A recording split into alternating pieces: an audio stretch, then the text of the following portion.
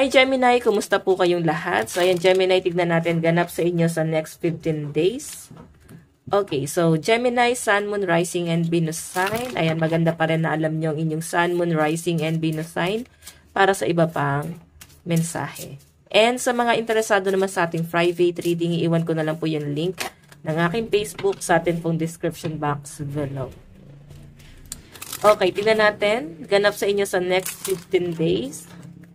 Sa next 15 days po ni Gemini, Sun, Moon, Rising, and Venus. Ganap po kay Gemini sa next 15 days. Okay, yan. Ang dulas masyado na itong card na to. Ganap kay Gemini sa next 15 days. Okay. So guys, meron tayong compassion for all. Compassion for all. So, parang ang sinasabi lang dito guys, parang kailangan parang pakikisama or pakikipag-ugnayan or yung iba sa inyo guys baka kailangan magkaroon ka ng mga bagong kaibigan kung hindi ka masyadong friendly baka kailangan mo na guys no para magkaroon ka naman ng mga bagong kakampi, magkaroon ka ng bagong experience, and yung iba naman dito is parang wag mong tignan na parang kailangan katulad mo yung mga taong kakaibiganin mo, kikilalanin mo. So, tignan mo naman sila guys, so magkakaiba sila. 'Di ba? So, masayang kaibigan yung magkakaiba. Yung magkakaiba ng pananaw kasi nagkakaroon ka guys ng ibang idea na parang, ganun pala yun, 'di ba? So, kung yung iba sa inyo na hindi ka masyadong friendly, Gemini, masyado kang introvert, hindi ka masyadong lumalabas, kontento ka na sa kung anong meron ka ngayon, masaya ka na sa ganyan, I think masyadong yung iba sa inyo na overwhelmed ka before. Baka dati kasi talagang marami kang kaibigan. Okay? Then, sa ngayon, parang mas gusto mo yung kakaunti na lang. Mas nag-focus ka sa personal life. Ganon, sa mga responsibility. Or Gemini, baka kailangan kung may mga kaibigan ka na may mga pinagdadaanan, siguro mas maganda na, alam mo yon, bigyan mo sila ng advice.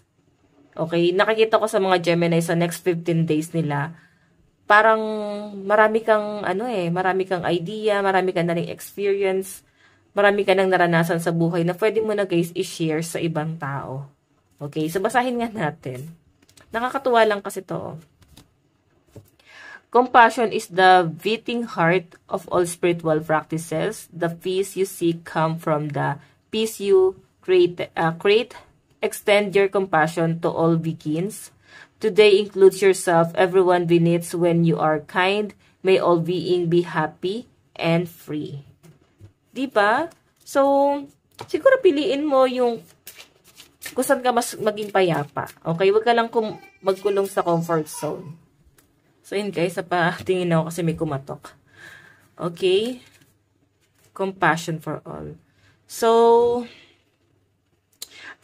parang sinasabi rin sa akin dito na parang baka kailangan mong maging malaya na, no? Okay, baka ito na yung time para magkaroon ka ng expansion, magkaroon ka ng mga bagong kaibigan, or pwedeng parang nagkakaroon ng bagong cycle sa inyo, sa mga connection mo ngayon eh. Okay? So, yan. Mararamdaman mo yan, guys, na parang magkakaroon ng mga bagong tao na papasok sa buhay mo. Okay, mga bagong connection, bagong asset, bagong trabaho, side hustle, opportunity. Okay. Tignan pa natin, Gemini. Gemini, Sun, Moon, Rising, and Venus sign.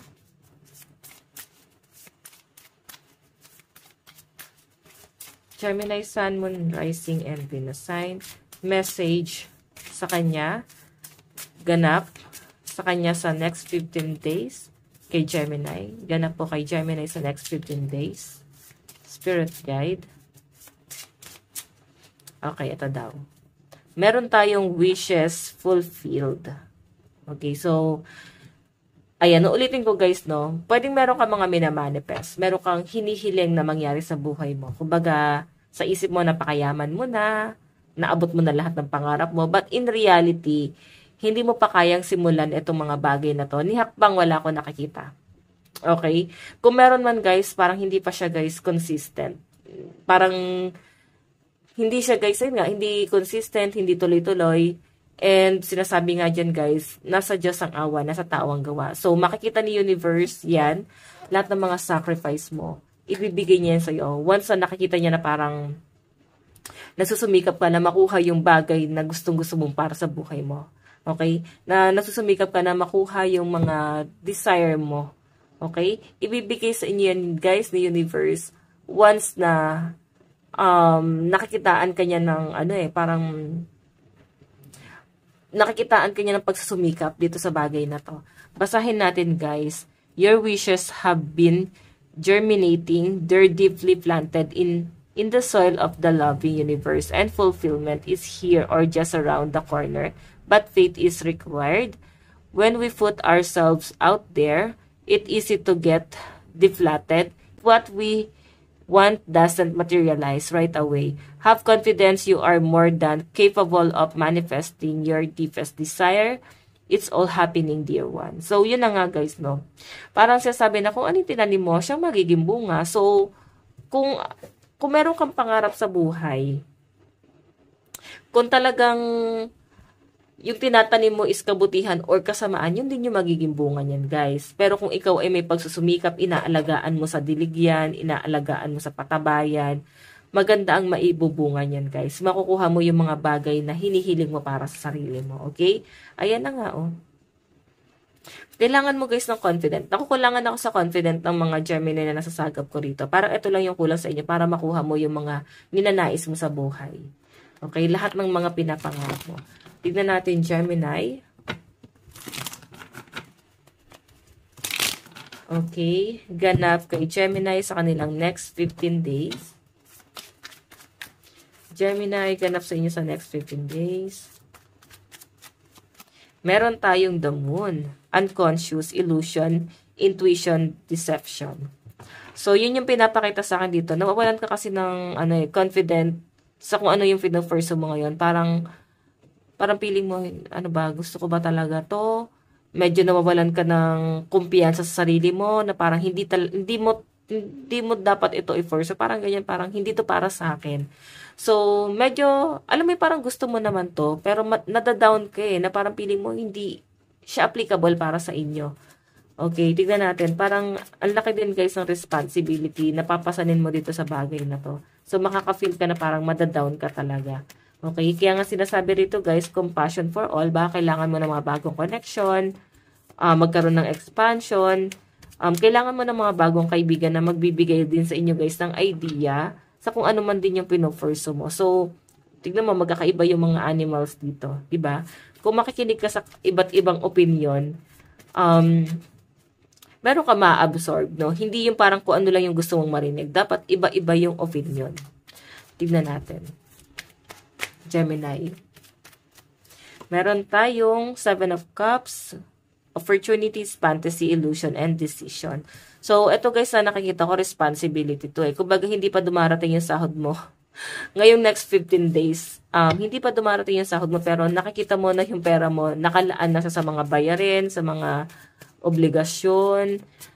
Kailangan bilan mo si ano ng ganito, ito yung para kay ano, tapos ikaw yung parang napagkaitan mo na yung sarili mo Napagkaitan mo yung para sa sarili mo. Hindi mo nabibilan yung sarili mo ng kung ano yung gusto mo kasi binibigay mo na sa family mo.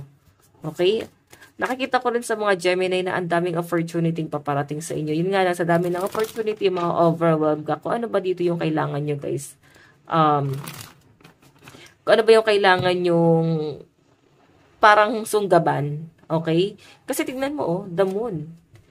Naguguluhan ka pag ito yung pinurso mo, hindi mo alam kung ano yung mangyayari.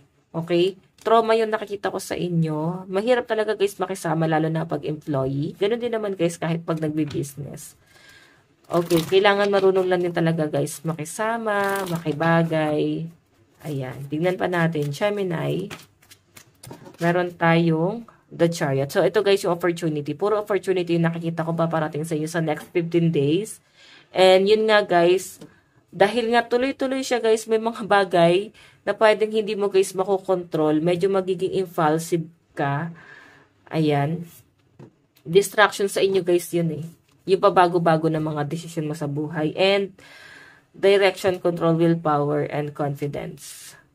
Though, nakikita ko naman na confidence ka sa kung ano man yung pino-pursue mo, pero parang nakukulangan talaga ako, guys. Advice sa inyo ngayong next 15 days, Gemini, meron tayong crossing bridge. Crossing bridge, it's time for healing, connecting, mending, and releasing.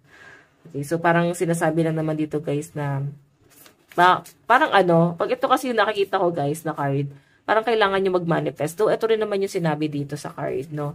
Baka kailangan nyo, guys, mag-manifest. Kasi ang lakas-lakas ng energy mo. Lalo na, full moon in Gemini, di ba? Ngayon, last full moon, ano ba kayo? Nag-manifest ba kayo nitong full moon? Kasi applicable to sa inyo, guys, eh. Mas, sa inyo? Mas pabor sa inyo yung full moon. Okay?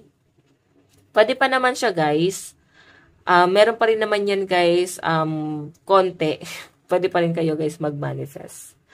Okay? So, ayan, Gemini, ito lang po ang inyong reading. Maraming salamat. God bless and love you all. Bye-bye.